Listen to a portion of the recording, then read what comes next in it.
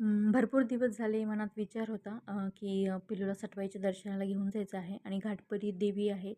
तिथे सुद्धा देवीची ओटी भरायची होती, नैवेद्य द्यायचा होता आणि सभा होती त्यामुळे रस्त्यात ते भरपूर अशी गर्दी होती. त्यानंतर फायनली आम्ही इथे पोहोचलो. एरवी नवरात्रामध्ये तुम्ही बघितलं असेल भरपूर इथे गर्दी असते. तर आम्ही ओटी घेतली, साडी चोळी घेतली देवीला आणि नवरात्रात आलो होतो तेव्हा खूप गर्दी होती. असं दुरून दर्शन झालं. आणि मग त्यामुळे म्हणजे निवांत नंतर जावं त्यामुळे ते ओटी, साडी, खण वगैरे सर्व घेतलं. हार घेतला होता, गजरा घेतला होता, तो सुद्धा देवीला त्यांनी अर्पण केला. त्यानंतर तिथले जे पुजारी आहेत ते पिल्लूचं नाव विचारत होते आणि विचारत होते मुलगा आहे का मुलगी आहे ते. त्यानंतर त्यांना नाव सांगितलं. छान असं दर्शन झालं. त्यानंतर सटवाईंना नैवेद्य वगैरे दिला.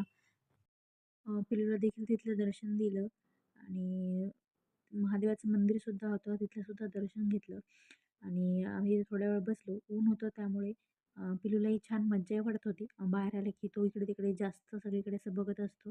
बघा किती खुश आहे. बाजूला एक मंदिर होतं, ते सुद्धा दर्शन घेतलं. त्यानंतर आम्ही घरी जायला निघालो. तर असं झालं पिल्लूचं देवदर्शन. Thanks for watching.